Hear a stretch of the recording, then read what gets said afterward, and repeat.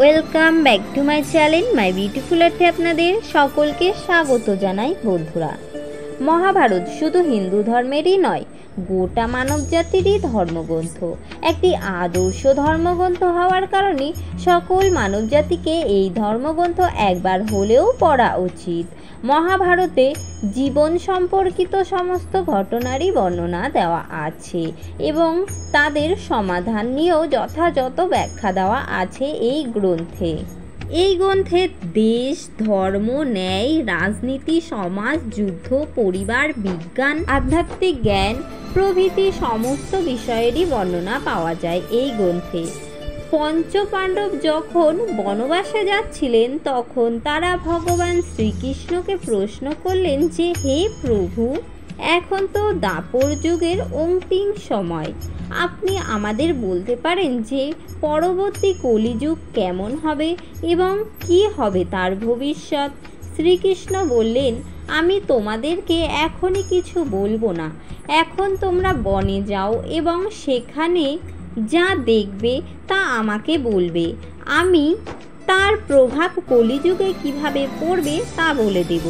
এরপর 5 ভাই বনবাসে চলে গেল এবং বনে গিয়ে তারা যা দেখলেন তা দেখে তারা আশ্চর্য হয়ে গেলেন। তারা এমন কি দেখলেন এবং জবাবেই শ্রীকৃষ্ণ কী বা বলেছিলেন। নমস্কার বন্ধুরা, আমার চ্যানেলে নতুন হলে চ্যানেলটিকে সাবস্ক্রাইব করে পাশের বেল আইকনটি ক্লিক করে একটি লাইক বাটনে ক্লিক করে আমাদের পাশে থাকুন নতুন নতুন ভিডিও দেখার জন্য। শ্রীকৃষ্ণ পঞ্চপাণ্ডবকে আলাদা হয়ে 5 জনকেই 5 দিকে যেতে বললেন এবং তারা বনে গিয়ে ভ্রমণ করতে লাগলেন। যুধিষ্ঠির ভ্রমণ করতে করতে একটি জায়গায় এসে দেখলেন একটি হাতির 2টি সুর। এটি দেখে যুধিষ্ঠির খুব অবাক হলেন। আর অর্জুন অন্যদিকে ভ্রমণ করতে করতে কিছু দূর যাওয়ার পর দেখলেন যে একটি ভিন্ন জাতের পাখি, যার ডানায় বেদের রচনা লেখা আছে, কিন্তু ওই পাখিটি মানুষের মাংস খাচ্ছিল। আর অর্জুন এই বিষয়ে কিছুই বুঝতে পারছিলেন না। অর্জুনের মতো ভীমও ভ্রমণ করতে করতে একটি জায়গায় গিয়ে দেখলেন যে একটি গরু বাছুর জন্ম দিয়েছে, কিন্তু বাছুরটির মা এতটাই বাছুরটিকে তার জিভ দিয়ে আদর করছিলেন যে তার আদর করার ফলে বাছুরটির গা দিয়ে রক্তক্ষরণ হচ্ছিল। আর অন্যদিকে সহদেব ভ্রমণ করতে করতে 6-7টি কুয়ো দেখতে পেলেন এবং তাদের প্রত্যেকটিতেই জল আছে, কেবল মাঝের কুয়োটিতে জল নেই। মাঝের কুয়োটি অনেকটাই গভীর হওয়ার সত্ত্বেও তাতে জল নেই। তিনি খুব আশ্চর্য হলেন। তারপর নকুল দেখলেন যে পাহাড়ের চূড়া থেকে একটি পাথর নিচের দিকে গড়িয়ে আসছিল। তখন ওই পাথরটি বড় বড় গাছের সাথে ধাক্কা খাচ্ছিল। সেই পাথরটি ধাক্কা খাওয়ার ফলেও ভাঙছিল না, বরং গাছগুলোকে উপড়ে নিয়ে পাথরটি নিচের দিকে গড়িয়ে আসছিল এবং নিচের দিকে আস্তে আস্তে পাথরটি একটি ছোট চারা গাছের সামনে আসতেই সেটি থেমে গেল। নকুল এটি দেখে কিছুই বুঝতে পারল না। এরপর 5 ভাই একই জায়গায় একত্রিত হলেন এবং সন্ধ্যাবেলায় শ্রীকৃষ্ণর কাছে উপস্থিত হলেন। এক এক করে 5 ভাই তাদের দেখা দৃশ্য সমস্তটাই শ্রীকৃষ্ণকে বললেন। সবার প্রথমে যুধিষ্ঠির বললেন যে, আমি জীবনে প্রথমবার 2 সুর আলা হাতি দেখেছি, এটি আমার খুবই আশ্চর্য লাগলো প্রভু। এই কথা শুনে শ্রীকৃষ্ণ বললেন, কলিযুগে এমন কিছু মানুষ হবে যার কারণে তারা 2 দিক থেকেই শোষণ করবে, বলবে এক কথা আর করবে আর এক জিনিস, মানে এক কথা হলে প্রকাশ করবে অন্যরকম। এই রকম মানুষেরই রাজ চলবে কলিযুগে। এরপর যুধিষ্ঠির পর অর্জুন বললেন, হে প্রভু, আমি যা দেখলাম তা এর থেকেও বেশি আশ্চর্যজনক। আমি দেখলাম একটি ভিন্ন প্রজাতির পাখি, যার ডানায় বেদের রচনা, কিন্তু সেই পাখিটি একটি মানুষের মাংস খাচ্ছিল।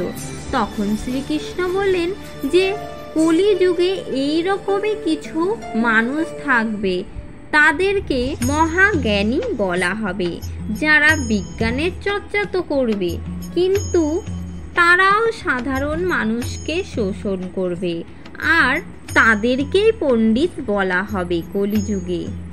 আর তারা সবসময় এটাই চাইবে যে কেউ খুব তাড়াতাড়ি যেন মারা যায়, আর ওই মৃত মানুষের সম্পত্তি যেন তাড়াতাড়ি হাতিয়ে নেওয়া যায়। তারা যতই বড় পদে থাকুক না কেন, কিন্তু তাদের দৃষ্টি সব সময় অন্য লোকের সম্পত্তির দিকেই থাকবে। এই রকম মানুষ অনেক থাকবে, যারা অন্য ধন সম্পত্তি ছিনিয়ে নেওয়ার জন্য মুখিয়ে থাকবে, আর সত্যকারী জ্ঞানী খুবই কম থাকবে কলিযুগে। অর্জুনের পর ভীম শ্রীকৃষ্ণকে বললেন যে হে প্রভু, আমি যা দেখলাম একটি গরু তার বাছুরকে এতটা আদর করছে যে বাছুরের গা থেকে রক্তক্ষরণ হচ্ছিল। তখন শ্রীকৃষ্ণ বললেন যে কলিযুগে মা বাবা তার সন্তানদের এতটাই ভালোবাসবেন যে সেই সন্তানদের বিকাশ স্তব্ধ হয়ে যাবে। যদি কারোর পুত্র ঘর ছেড়ে সাধু হয়, তাহলে লোকজন তা দেখতে আসবে, কিন্তু যদি তাদের নিজের ছেলে বা সন্তান যদি সাধু হওয়ার ইচ্ছা প্রকাশ করে, তখন তাদের দুঃখ হবে এবং তখন তারা ভাববেন আমার সন্তান এ কোন পথে যাচ্ছে। মা বাবা তার সন্তানদের এতটাই ভালোবাসবে যে তার সন্তানদের পরিবারের মোহ মায়ায় আবদ্ধ করে রাখবে এবং তার জীবনে সেই চার দেওয়ালের মধ্যেই আটকা পড়ে থাকবে। বাস্তবে পুত্র তোমার নয়, সে তার স্ত্রীর অধিকারী হবে এবং কন্যা তার স্বামীর অধিকারী হবে। তোমার শরীর হবে মৃত্যুর অধিকারী এবং তোমার আত্মা হবে পরমাত্মার অধিকারী। এরপর সহদেব বললেন, হে প্রভু, আমি দেখেছি যে একটি জায়গায় 6 থেকে 7টি কুয়ো আছে এবং প্রত্যেকটিতেই জল আছে, কিন্তু মাঝের কুয়োটিতে অত্যন্ত গভীর হওয়ার সত্ত্বেও তাতে জল নেই। এটি কিভাবে সম্ভব প্রভু? শ্রীকৃষ্ণ জবাবে বললেন যে কলিযুগে মানুষ তার সন্তানদের বিবাহ এবং আনন্দের জন্য লাখ লাখ টাকা খরচ করবে, কিন্তু আশেপাশে যদি কেউ না খেতে পেয়ে মারাও যায়, তাও তাদের দিকে কোনো নজর থাকবে না। মানুষের স্বভাব হবে অন্যদিকে নাচ গান, মদ্যপান করা, নিজের সুন্দর চেহারা বানানো এবং প্রচুর টাকা খরচ করবে এবং উচ্ছৃঙ্খল জীবনযাপন করবে, কিন্তু কারোর চোখের জল মোছার জন্য আসবে না কলিযুগের মানুষরা। অর্থাৎ অন্ন বস্ত্র সব কিছুই থাকবে কলিযুগে, কিন্তু তা ভোগ করবে ধনী লোকেরা, কিন্তু গরিবরা এর কিছুই পাবে না। সহদেবের পর এবার নকুলও বলল, হে প্রভু, আমি একটি বড় পাথরকে নিচের দিকে আসতে দেখেছি।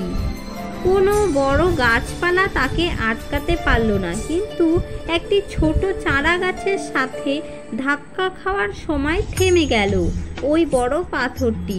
আমি এর তাৎপর্য কিছুই বুঝতে পারলাম না। শ্রীকৃষ্ণ বললেন, কলিযুগে মানুষের পতন ঘটবে। এই পতনকে কোনো রকমের সম্পত্তি আটকাতে পারবে না, কিন্তু হরিরূপী বৃক্ষ অর্থাৎ হরিনাম জপের মাধ্যমেই মানুষের পতন থেমে যাবে। এই কারণেই হরিনামই পাপের কবল থেকে একমাত্র বাঁচার উপায় থাকবে মানুষের।